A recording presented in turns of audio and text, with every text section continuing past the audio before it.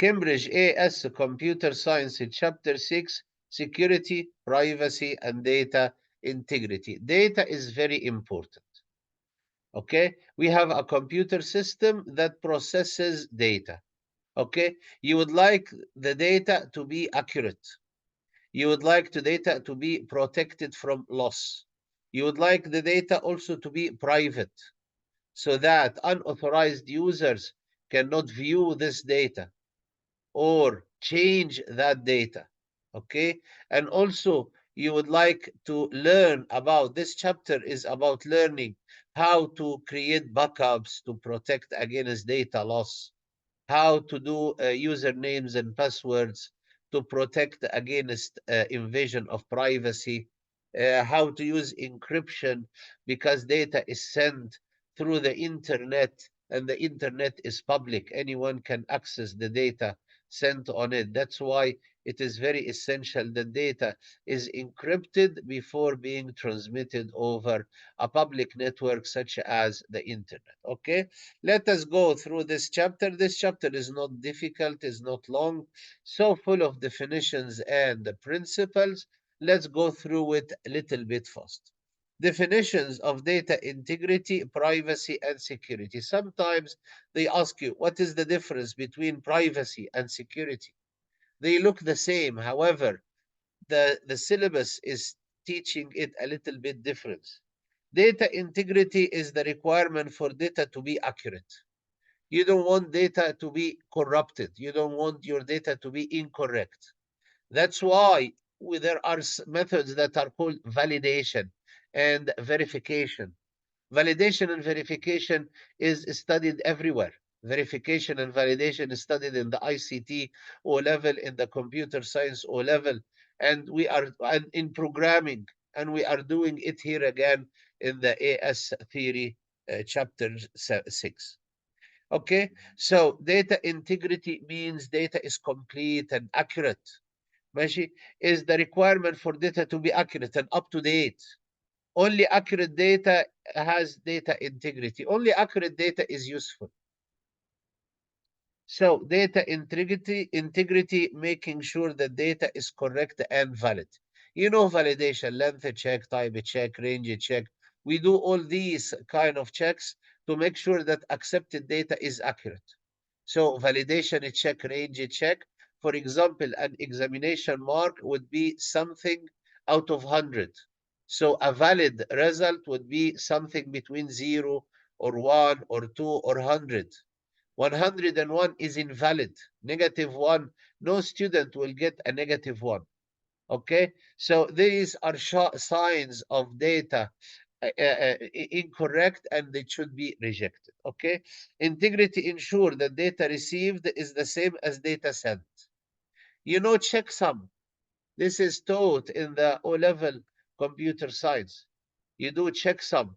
And also here, it recalls even parity and odd parity. We did that in the O-level computer science. Okay, so ensure that data received is the same as the data sent. Data copied is the same as the original. Okay, so you just make sure that data is as when you send data between devices, you want to make sure that data is not altered during transmission. Example of integrity, parity check with double data entry. You know, parity check, we have even parity and odd parity. We will come a little bit close to it in this chapter. Okay, so this is data integrity. What is about data security? Securing data against data loss. Sometimes you think of data security as data privacy. Here we are teaching data security is the requirement for data to be recoverable if lost. Probably you should have created a backup before data is corrupted. You should create backups every now and then. You don't know when data will be corrupted. You should create backups. Okay? So data security is the requirement for data to be recoverable if lost or corrupted. Data can be said to be secure if it is available for use when needed. For example, you have a server providing information for students, and that server is always available. Like, for example, when I post a video on YouTube, I'm sure that YouTube is always available. It is very unlikely that YouTube will go down because they have so many recovery procedures. And this is what is meant by data security. Okay? So data is available when needed. Okay? Okay, and data available is data that is originally stored. This refers to integrity. Okay, okay, so again, data security. These lines are taken from past papers. These lines are taken from answers to questions. Okay, so security is keeping data safe. Security is prevention of data loss. Example of security: username and password and firewall. Okay, so these are all examples of data. We talked about data integrity. It is correct and valid. We talk about data security. It is protected against data loss. We talk about data privacy, that is protected from unauthorized access. So these are the three topics we will be talking about in this chapter. Okay, so data privacy is the requirement for data to be available only to authorized people. You don't like your medical record on the hospital computer to be available to the public. It is only available to physicians for medical treatment. Okay, you don't like your bank account and balance and your to be available to everyone. It is only available for internal use in the bank. Okay, so this is what is meant by data privacy. Again, so as you can see, every topic is answered twice. Okay, data privacy is answered twice, taken from two questions. Okay, privacy is the need to restrict access to personal data to avoid it being seen by unauthorized people. This is what is meant by data privacy. That's why they have data protection law. This is a law that companies dealing with users' data must obey. Okay, data protection law is a law that relates to data privacy. Okay, authentication. You know about authentication. When you log into your example, for example, your account in your bank, you have to do authentication. You authenticate yourself. The bank has to authenticate the user. It's very simple. It's just username and password. But sometimes they do two-step authentication. They send you a code to your smartphone, to your registered telephone number, and you have to read that code and put it into the system within 20 seconds or so. Okay? To ensure that you have that registered telephone number with you. Okay? Okay, so authentication is the verification of user's identity. Once there was a question that said, what are the differences between data security and data privacy? Okay, you have to know that data security is keeping data safe from data loss.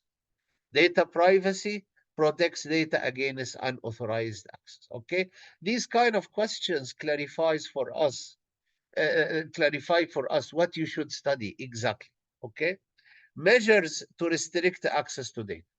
So you would like to ensure data privacy. What are the methods that can help you ensure data privacy? Use username and passwords. Whenever you log into your account, you must put your username and password.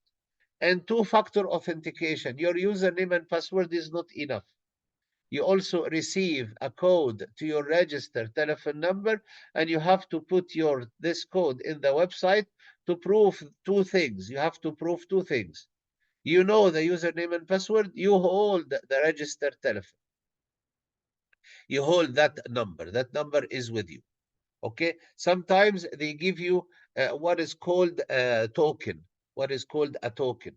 A device that generates secret codes or security codes. You have to prove that you have this token with you. You receive the token when you create your account in the bank. What else? What are the methods of restricting access to data? You know, biometrics, fingerprint, retina scan, face recognition, voice recognition. Biometrics are much more secured than text-based password. Okay? Key card access. For example, if you are in a hotel, you receive a card that allows you access to your room. Okay? Firewall to prevent viruses from reaching your computer or your network and prevent hackers as well. Okay, so we will be talking about these topics. These topics are very interesting and very simple. Security measure for protecting computer system. So what are the threats? Mismanagement, for example, the user do not log off after he ends his work on a computer. Natural disaster, for example, a fire or an earthquake or flood. That's why you have to do backups, and backups have to be stored in a remote place so that if a natural disaster strikes a place, the other copy is safe. Okay? Unauthorized intrusion. This is another reason for security threat or another example of security threat. Unauthorized intrusion into the system. Malicious software. We have to talk about malicious software. We call this malware. Malware is the general term for all harmful programs. Malware includes virus. Malware includes spyware, that is software that is spying on you. Malware includes keylogger. It is kind of a spyware that is taking the logs you type on the keyboard and send them to hackers. Okay, so how you protect yourself against virus?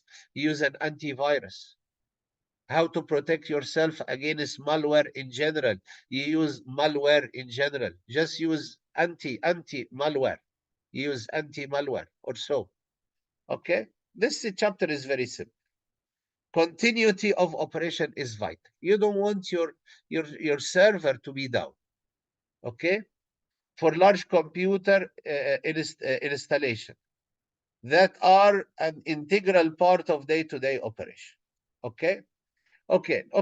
So let us talk about. So first we talked about the threats. Now we talk about measures for protection. User account. For every user, create an account. Okay, it is so simple. Okay, maybe this is not very obvious for you. For example, in your work, if you go to work and you have a server and you will have username and password to access data on that server. Okay, this is what is meant by a user account. And a user account is also connected to user privilege. What are the files you are allowed to access? What are the files? What are the devices you are allowed to use? User accounts are essential for multi-user time sharing system. If you have a server at your job and everyone is using that server, so it is multi-access. Everyone has to have his own account, username and password. Okay? The main security feature of a user account is authentication. What is authentication? You prove your identity. Here is authentication. What is authentication? Providing your username and password. So you create an account and you create a username and password, and the user has to authenticate himself before he logs in to his or to that account. Okay? So each account is protected by a password. You know how to make a secure password. That password shall be long to prevent guessing your password. So authentication. Methods of authentication include biometric methods, fingerprint, retina scan, face recognition. Okay, security token. What is that security token? This is a picture that shows a security token. This is a device that generates secure codes or security codes. Okay, you receive that device when you create your account in your job or in the bank. Okay, and every time you log into your account, you should prove that you possess that token.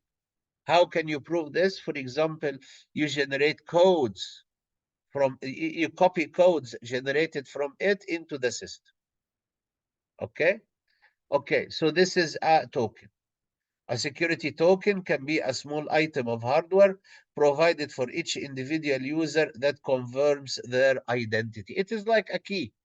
You enter your house by using your key. Okay? So what is a firewall? You should know this. You should know a firewall from the O level. A firewall could be hardware or software. Okay? A firewall sits between your home network and the internet where hackers are. So hackers are coming from the internet side. You put a firewall. It could be software. It could be software on your computer. The operating system nowadays comes with a built-in firewall. It's an application. Okay? Okay. However, for larger systems in a bank or in a company or so, they put a hardware device. Okay? So a firewall can be a hardware device that acts as a security gate. Nothing is allowed through without it being inspected. The firewall inspects everything coming in and everything comes out. Alternatively, a firewall must be implemented as a software. Okay? The firewall stops unauthorized access or hackers gaining access to a computer. Okay? And let us talk more about firewalls. The firewall monitors incoming and outgoing traffic, and all incoming and outgoing traffic goes through it. Okay? Maintains allow list and deny list. We call it white list or blacklist. So you list all the websites or IP addresses or accounts allowed to log in or access your system and pass through your firewall. Also, you create another blacklist for all users or accounts or IP addresses banned from connecting to your system. And the firewall will apply this rule. Okay? Maintains an allow list and a deny list, blocks transmission that does not meet requirement. If data is coming from a blocked or blocked IP address, it will not allow. Keeps a log of transactions for auditing. Here comes auditing. What is auditing? You track back what has happened. Okay, so that the firewall is keeping a log of transmission. Okay, can restrict applications that can work. For example, you may install a malicious application on your smartphone or your computer. The firewall will prevent it from activating. What is auditing? Logging all actions or changes to the system in order to identify any unauthorized use. So audit means revision or checking. Okay, so this is audit. Then we talk about viruses. This chapter is very simple. Let us talk about virus. A virus is malicious code. When they ask you about a virus, you have to say it is malicious code because you have another biological virus for medicine. We are not talking about this. So malicious virus is a malicious code or software or program that replicates itself. So nobody will ask you to give him a virus. The virus will replicate itself against your will. Okay? It copies itself. Cause loss. The virus, yeah, is very annoying. Cause loss of, or corruption of data. Cause the computer to crash, run slow, fill up the hard disk without any reason. Okay, so this is a virus. What is a virus checker? Is a program that checks for viruses, removes, disinfects an infected file. Okay, virus checkers are programs running on the system to check for viruses. A virus checker is a program which carry out regular system scan to detect any virus and remove them or deactivate them. Okay, it checks the boot sector. The boot sector is where you load the operating system. when the machine is first turned on, or external devices. It checks a USB flash memory because these are the sources of viruses. Or when a web page is downloading a file, or when you are downloading a file from an email. Okay, so the virus checker is protecting all sources of being infected by a virus. Okay, anti-malware, we said that malware is the general term for all malicious software. Malware include virus, malware include worm.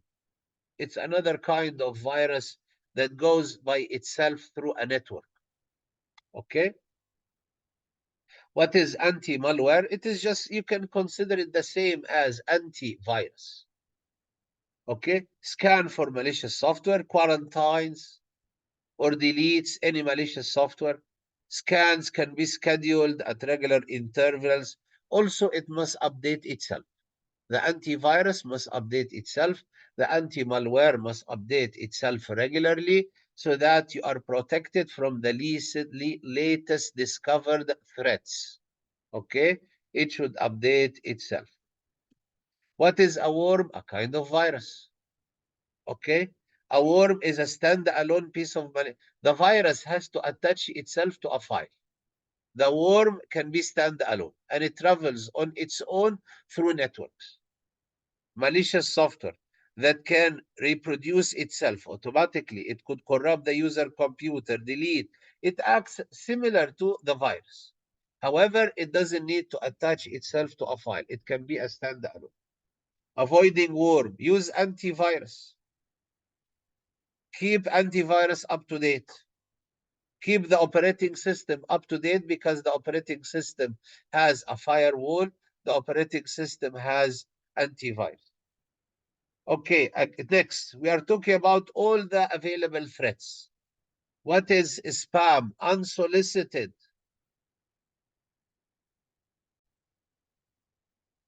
So spam, unsolicited emails. Emails out of my concern. They are not so bad like a phishing scam or farming scam. However, they are useless. They consume my mailbox storage.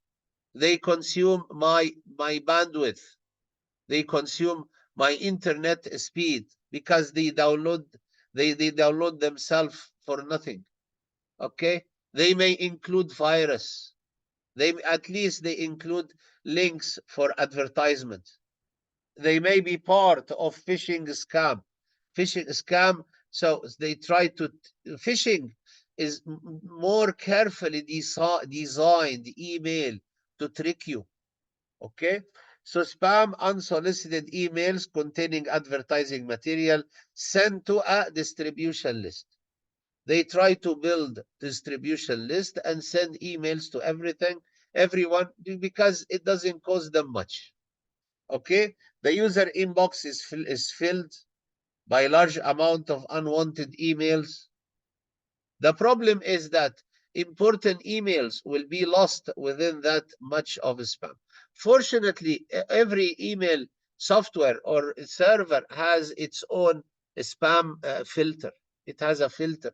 It can detect popular scam emails and put them in the junk or spam to check to just to ignore them. Okay, so avoiding spam, users email servers employ filtering software that can divert or delete spam email. They go to the spam folder. What is phishing? Phishing is fake email, carefully designed to trick you in or engages you into some sort of activity where you reveal your, for example, bank account, username and password. You reveal your credit card number and it will be stolen. Okay? So it's a kind of, it's a scam. I always teach my students, phishing is fake email. Farming is fake website. Okay? So with phishing, you send a fake email pretending that is coming from your Citibank or so, asking you for your username and password. Why would Citibank asks me for my username? They are Citibank. They should know it. Okay. So this is phishing, an attempt to acquire sensitive information, often for malicious reason. Okay, trying to deceive the user through the content of email to obtain someone's confidential data or install malware. Okay, or direct you to a fake website. So sometimes they send you a fake email with a link to a fake website. So what is farming? A fake website. But who will visit that fake website? Who will leave the original Amazon and go to the fake Amazon? Through a malicious code. You are infected by a virus. Whenever you type Amazon, it redirects you to the fake Amazon. Okay, so malicious code is installed on a personal computer, so the user is misdirected, he is redirected to a fraudulent website without their knowledge. He thinks that he is buying from Amazon while he is putting his credit card number in a fake website that will steal his money. Okay, the malicious code will redirect the traffic to the traffic to the genuine website to the fake website. Okay, the domain name server may also be infected. You know, the domain name server, you type www.amazon.com, the domain name server should provide you with the correct IP address for amazon.com. If they provide you with a fake IP address that goes to a fake website, probably the DNS server is also infected with that malicious code we are talking about.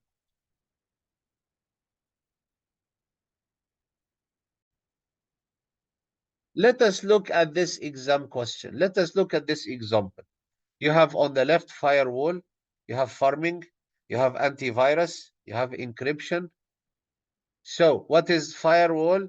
Accepts or rejects incoming and outgoing packets based on criteria. So you should know that a firewall allows you to set criteria and it checks all the data, whether incoming or outgoing.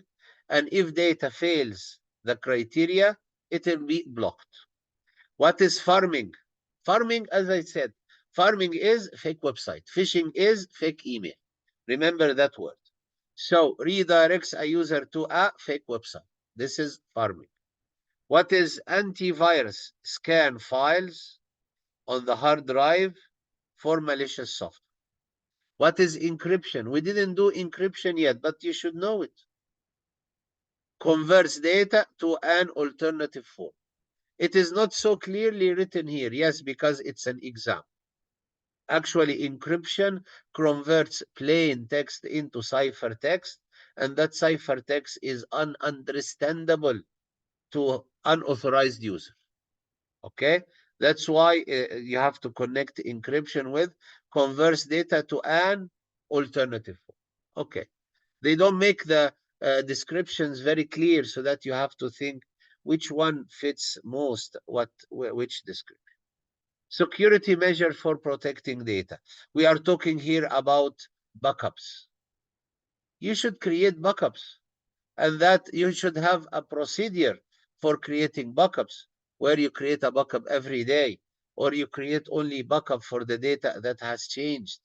And also, you have to store that backup away from the computer in a waterproof, fireproof room. Okay? So if a natural disaster strikes the server and the server is destroyed, the backup is in another location. Hopefully, it will not be destroyed. Or maybe you backup data onto the cloud and make sure the cloud is protected.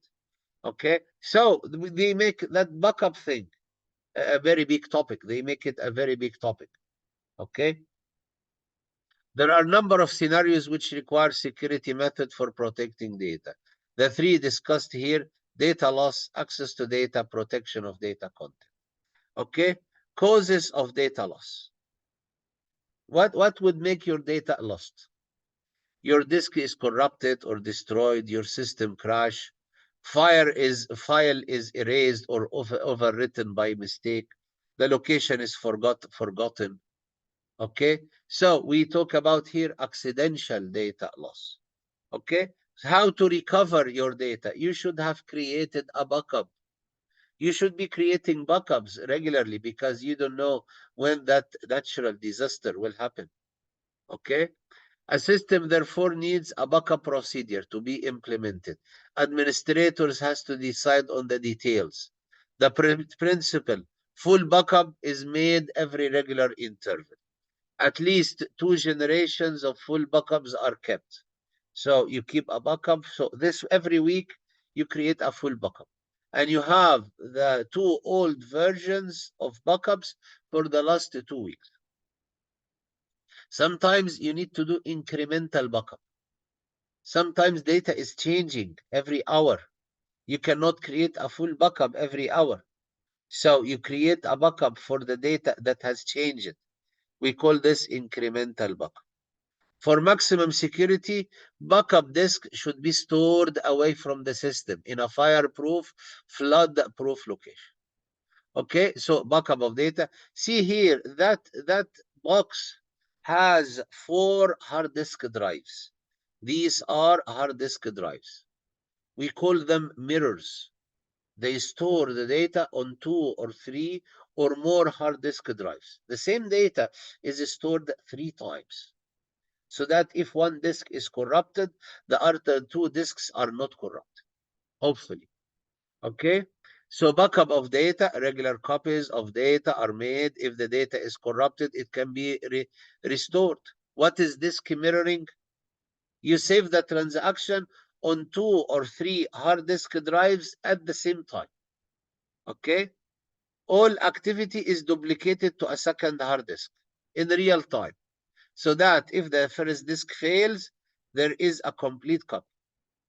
Okay, the text is talking about hard disk and an alternative. Here, I have a rack of 4 hard disk drives.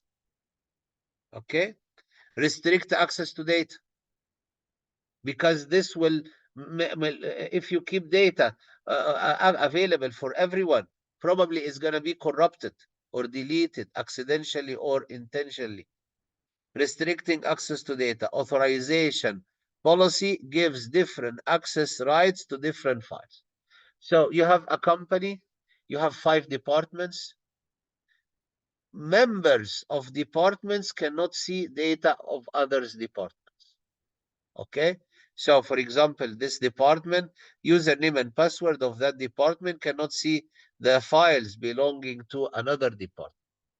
He logs in with his username and password and only sees his own files or files related to his job. Okay, this is called restricted access or restricting access. Okay, different files for different individuals. It is not because you have a username and password then you can access all the resources on the computer. Okay, so what is authorization? Is the definition of user access rights. You have authentication.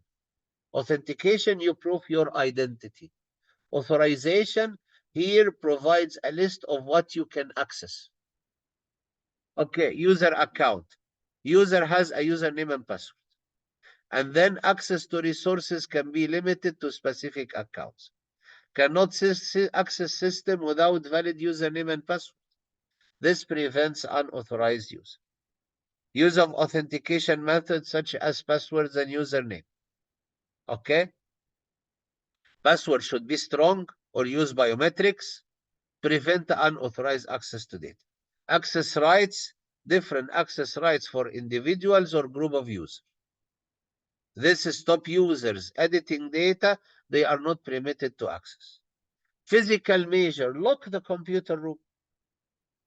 Put a camera, lock doors. Physically secure your data. Protecting data content. How far do we have to go? We are about to finish. We are about to finish. Okay?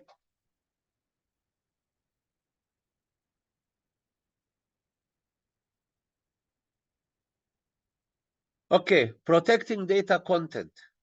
Even with appropriate security measure in place, it can happen that there are unauthorized access.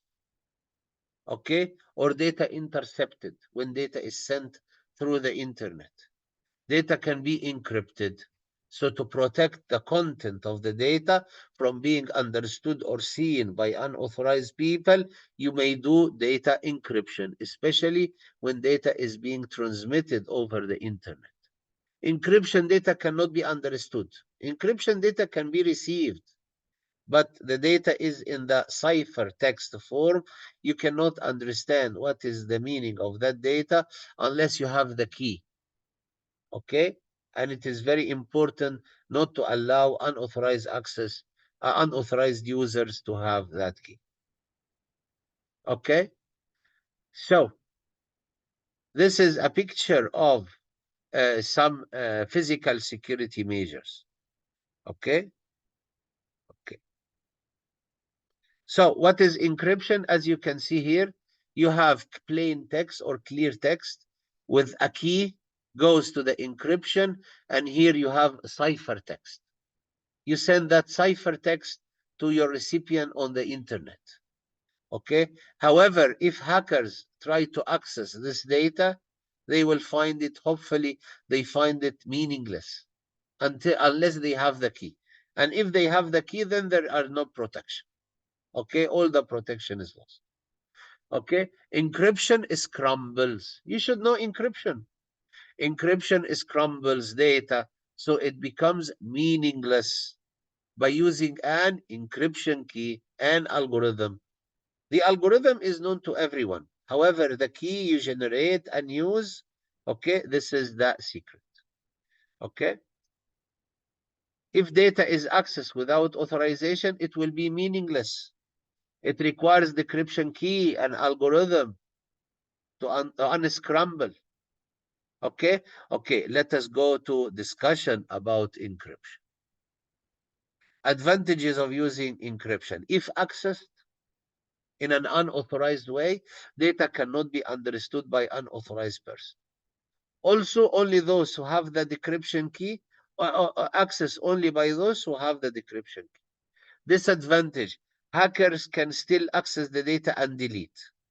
Do not say that I have my data encrypted, I will not use username and password. No, you also have to use a username and password because hackers may access your system, not be able to understand the data, however, they may delete the data.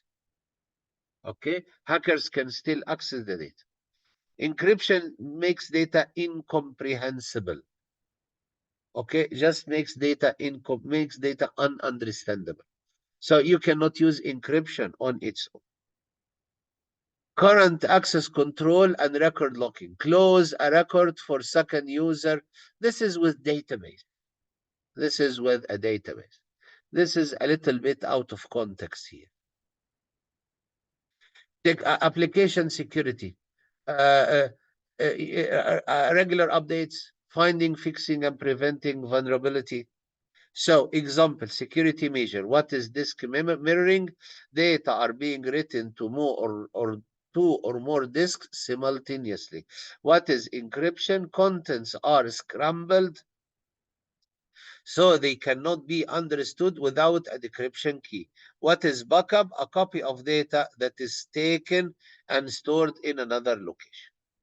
Okay, what else? We have to talk about digital signature, which is a little bit new.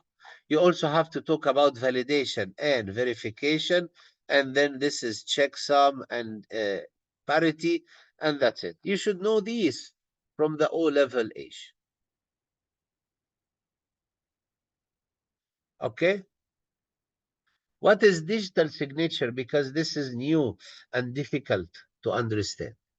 You want to make sure that data received, for example, from Amazon, ماشي, hasn't been changed during transmission. So when Amazon is sending data for you, it creates what is called message digest. What is that message digest? It is something like the checksum. So it sends the data, and with the message digest, that is the checksum for this data. And it also encrypts the message digest of that data with its own private key. Okay? So it is an encrypted, you send an encrypted message digest. Okay. The other one, the receiver, decrypts the message digest using Amazon's public key and creates another message digest from the data received and compare. If the two message digests are the same, this is a proof that data came from Amazon, and also it's a proof that data did not change during transmission from Amazon, especially using, we call it man in the middle. Someone may intercept the data, change it, and send it again on behalf or on the name of Amazon while the data has been changed. That's why we encrypt the message digest with the private key of Amazon, of the sender. Okay? Okay. So this is the message digest. It is something like checksum. You send the data with its expected checksum. On the receiver side, you calculate the checksum again and compares it with the received checksum. If they are the same, the message is correct. Okay. However, here we encrypt the checksum. First, we call the checksum message digest. Then we encrypt that message digest with the private key of the sender, for example, Amazon. So if you decrypt it with the public key of Amazon, it's a proof that it came from Amazon. That is called digital signature. Okay. Little bit confusing because it relies on using a public key and private key pair. Okay, okay. So that's a little bit difficult. That is taught. This message digest is taught extensively in the A2 syllabus. Okay. However, validation and verification is taught in the O level. You should know validation and verification. I don't need to study. What is validation? Make sure that data is valid. Examples of validation: range check. For example, a student examination mark, if the exam is out of 100, his mark should be something between 0 and 100. This is validation check, range check. You must do lots of validation in programming. Okay? Validation check, range check. Data has to be numeric. This is validation check, type check. Okay? Data has to be present. The primary key cannot be omitted. This is validation check, presence check. For example, your candidate ID number must be 4 digits. This is validation check, length check. Okay? These are all examples of validation, checking that data is valid. Okay? We also have another thing that is called verification. What is verification? You type data twice to the computer, and the computer compares the first data entry and the second data entry. They should be identical. If they are identical, then the data is copied correctly. If they are not identical, we assume that a mistake has occurred and ask to enter a third time or so. Okay? So what is the validation and verification is taught extensively in ICT O level, in computer science O level, in AS programming. You should know this. Okay? Sometimes you need to use both validation and verification. So this is verification. You enter data twice, and the computer compares the first data entry with the second data entry. They are supposed to be the same data. So this is verification. Or visual checking is another kind of verification. Okay, you look at the data you have entered on the screen and confirm that is correct. You compare it to the source document. Okay? Sometimes when you invent a new email, they ask you to type the email twice. Why? Because, or they use the password twice. Probably the password, you cannot see it because it appears as asterisk. Okay? So this is double data entry, and this is visual checking. Okay? You should know these: validation, verification. Okay? Okay. What else? Verification during data transfer. When a device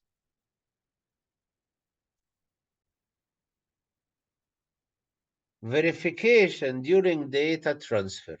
You have a device that is sending data, another device that is receiving the data. And you want to make sure the data is received exactly as it is sent or transmitted. Okay? How you can do this? Okay? For example, you don't want to allow that a one is sent and received as a zero, or a zero is sent and received as a one, because all data is in the form of ones and zeros. One of the very basic methods is to do parity check. What is that parity check? Some systems have even parity, some systems have odd parity. Okay? Let us assume, for example, the system is using even parity. Before a byte, a byte is 8 bits. Before a byte is transmitted from the computer, the sending computer makes sure that the number of ones in that byte is an even number. Okay? So this is even parity. Before data is being sent, there is what is called a parity bit. We add a parity bit, we add that parity bit to the data, so that the number of ones in the data being transmitted is even. For example, on the other side, when data is received, the computer counts the number of ones. If the number of ones is an even number, then probably data is correct. If it is an odd number, then definitely data is incorrect. This is called parity checking. Okay? You add a parity bit to make the number of bits even number. Or alternatively, a system may use odd parity to make the number of ones an odd number. The receiving computer counts the number of ones. If the system is using even parity and the number of ones is even, then data probably is correct. Okay? If it is different, or odd parity, if it has odd number of ones, then the data is corrupt. How can we repair it? Maybe it is not possible. The only way is to ask for retransmitting the same data. We call this automatic repeat request. Okay? So this is parity checking. Okay? Sometimes they do parity block checking. Instead of applying parity on individual bytes, they apply parity to every row and column in a block of data. This is called parity block. Okay? So every row has even number of ones. Every column has even number of ones. Okay? This is called parity block. Okay? What is checksum? Before sending the data, the computer computes the mathematical summation of that data. Send the data with the checksum. The receiving computer recalculates the checksum from the received data and compares it with the received checksum. If the two checksums are the same, this is a proof that data is received correctly. If they are different, then data is incorrect. How can I find the mistake and fix it? It's not possible. Your only way is to ask for resending that corrupted data. We call this automatic repeat request. Okay? This is checksum. Okay? Instead of checksum, we were talking here about message digest. Digital signature and message digest. Message digest is like the checksum. However, it is much more secure. And the message digest will be encrypted by the sender's private key to become the digital signature. Okay? This to protect against man-in-the-middle attack.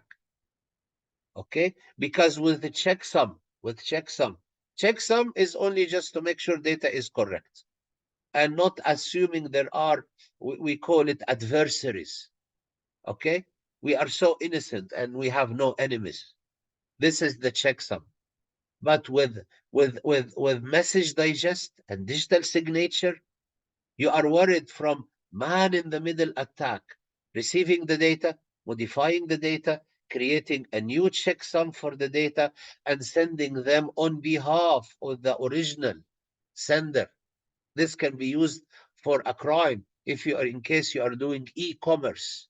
Okay, so checksum is very innocent. Here message digest and digital signature is against we call them adversaries. If you have enemies, okay, or the data is really critical. Okay, that checksum is very simple. Also, the check digit is another form of data validation. Okay, for there is we did lots of calculation for that checksum in the O level. Maybe I don't need to go through the details of calculation. The check digit is an extra digit with a barcode that is calculated from all other numbers using a certain formula expressed here. That check digit is recalculated with data entry to make sure the barcode is read correctly. Okay, this is the last thing to say. What is a firewall used for? It is used for data security. What is double data entry is used for? Is used for data integrity. What is data integrity? Correction. Make sure the data is correct.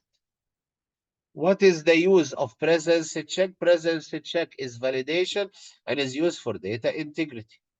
Access rights. What is meant by access rights? All accounts are not the same. Every department has the rights to access its own files only. So access right is about data security. Passwords is about data security. And this is the end of the chapter. Let us go and look at classified. Please go to my classified page 295. Chapter 6, Security, Privacy, Data Integrity. Okay, so this question is from 21 June paper 1-2, so it is a recent one. A company has several security measures in place to prevent unauthorized access to the data on a computer system. Describe the difference between security and privacy. What is security? What is meant by keeping data secure? Here they talk about security is keeping data secure from being lost. Privacy is about protecting data from unauthorized access. Okay, so you should put here security protects data against data loss, while privacy protects data against unauthorized access. Okay, from your understanding and your studying, you can put these answers correctly. Okay, and earn marks. Each employee has a username and password. This is a form of authentication to allow them to log into a computer. And employee access rights. You can study from what is written in the question. What is access rights? We call this authorization. What he is authorized to do. He may access files. He may read files or read and write to files. He may use a scanner or use a printer or not. Okay, these are called access rights. So the data is set to either read only or read and write. Some files you can read only, but you cannot change it. You are viewing price list. You are only allowed to see the price list and you cannot change the price. Only the manager can change the price of an item. This is called the access right. Identify one other software-based measure that could be used to restrict the access to data on computer. What are the other majors? Two-factor authentication. Besides username and password, you may use a token. Okay? Biometric access, fingerprint, retina scan, face recognition. Key card access. You have a card that allows you access to a computer system or a computer system room. Firewall. The company is also concerned about threats posed by network and the internet. Two threats that data are posed by network and the internet. So they're asking you about threats. You may be infected by malware or virus or spyware. You may be subject to hacking, phishing and farming, phishing fake email, farming fake website. So these are all threats. Let us go to the other page. See questions repeat. Difference between security of data and privacy of data. Okay, questions repeat. Okay, threat, solution, difference between security and privacy. And what is database management system, DBMS? This is database. For example, Microsoft Access. Okay, measures by the network manager to protect the security of data held in a database. Security of data is about backups and make sure the data is correct. What is meant by verification? What is verification? Double data. Verification means ensure that data is copied correctly from the original source. This could be by double data entry or visual checking. Okay? Here, threat and description. Let us go for this. Please go to page 299. See, I am picking up the most recent questions. 22 June. The questions repeat. A school stores personal data about its staff and students on its computer system. Explain why the data needs to keep both data and computer system secure from unauthorized data. Why do you need to keep the data secure from unauthorized data, unauthorized access? Data needs to be protected from someone amending, deleting, or taking it. That's why you need to protect your data against unauthorized access, because that unauthorized access may result in data being deleted, data being amended, or copied and used in an unauthorized way. Okay? So why also you need to protect the system itself from unauthorized access. Computer systems need protecting to stop people from, example, installing malware or damaging the system.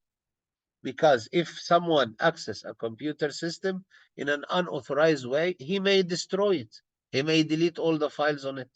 He may put a virus or a malware. Okay? Next, they ask you, complete the table by identifying two security threats to the data on a computer. Describe each threat and a different method of prevention.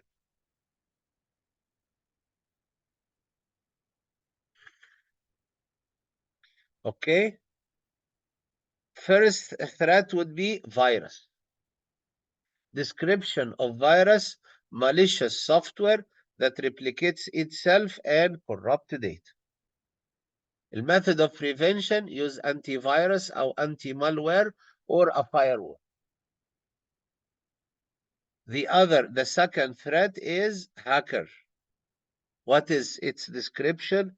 Unauthorized access to the computer with malicious intent.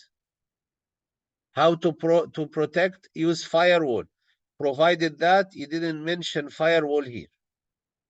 Okay, use a strong password. Use biometric password. Apply restrictions on permissions. Okay, shabab. Data is encrypted when it is transmitted within the school network or externally, such as over the internet. What is meant by encryption? Encryption is scrambling of data. And why it is used? To make data ununderstandable for unauthorized people. Data is turned into ciphertext or encoded, or if you say scrambled, it will be okay. Okay, and we are doing this so that users that it cannot be understood, data cannot be understood if intercepted without the decryption key. Hopefully, the hacker will never be able to receive the key. Okay, Shabab. Again, questions repeating. Again, the difference between security and privacy. Okay. Here, okay, let us go to this. Explain the digital signature. What is that digital signature? We create a message digest. What is that message digest? Something that looks very similar to the checksum. However, the message digest is done in a very secure way. And the message digest will be encrypted by the public key of the sender. I'm sorry, will be encrypted by the private key of the sender. So don't send the message digest without encryption to protect against the man in the middle attack.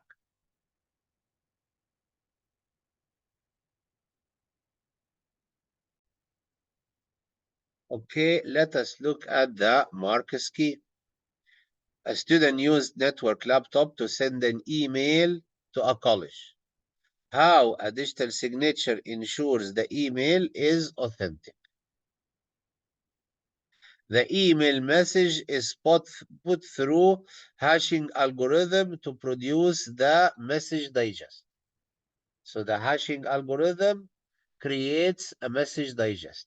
Why do we call it hashing algorithm? For two reasons. It is very secure, and if a bit is changed, the message changed, a totally different message digest will be generated. Okay? The digest itself is encrypted with the sender's private key to create the digital signature. The digital signature can only be decrypted with the matching sender's public key. You should be familiar with asymmetric encryption, where you have a pair of keys, one private and one public. For example, Amazon has a public key posted on its website. Okay, I can use it to decrypt the message digest. I'm sorry, to decrypt the digital signature into the message digest. And if it is decrypted with Amazon public key, then this proves that it has been encrypted with Amazon's private key. And only Amazon knows its private key. Okay? This is very high technology message digest, hashing algorithm, and digital signature. Okay, Shabab? Okay, how a firewall protects the data on a computer. Monitors ingoing and outgoing packets, checks against and allow list, deny list of IP address, checks against set of rules for acceptable data, blocks transmissions that do not meet criteria or rule, allows through is satisfies. What is that? Okay, okay. Blocks transmissions that does not meet criteria. Okay, so this is what you should know or what you should explain about how firewall protects data. Student record a sound. Effect of increasing the sampling rate on the accuracy of the sound recorded. Okay, this is out of context here. However, you have studied this in chapter 1, if you remember. If you increase the sampling frequency, the sampling rate and sampling frequency are the same. If you increase the number of samples, the accuracy of the sound will increase. Okay? The difference between the digitized sound and the actual sound will decrease. The error will decrease. More accurate representation of the sound. However, it will take bigger file. Okay? Improve the accuracy. So if you increase the sampling rate, improves the accuracy of the sound file, because digital waveform is closer or closely resembles the analog waveform. Quantization error is reduced. What is quantization error? The error that is introduced out of converting analog data into digital data. Increases the amount of detail stored. So the sound is stored with more details. Okay? Effect of decreasing the sample rate on the file size. The file size will decrease. Decrease the file size because fewer bits are stored for each sum. Okay, that was out of context question, but it's not out of your syllabus. Okay, it is time now to have everything together. What is this? Programming. This is validation check, range check. If X is less than 0 or X out of greater than 100, this is invalid. This is validation check, range check. X equal quotation, then is in X equal empty string. Then this is presence check. Validation check, presence check. Okay? Not X equal red or X equal yellow or X equal blue. This is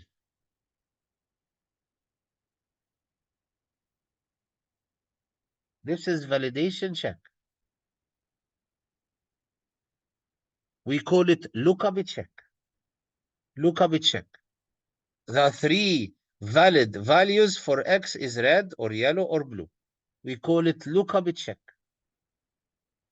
Validation check. See, coding is coming here. Why data needs to be kept secure? You have to go through. Please go through the rest of the chapter. Okay? And this is even parity and odd parity. Okay? Please study all these examples to be ready for your fight. Okay? So you may solve up to page 321. Thank you very much for your attention.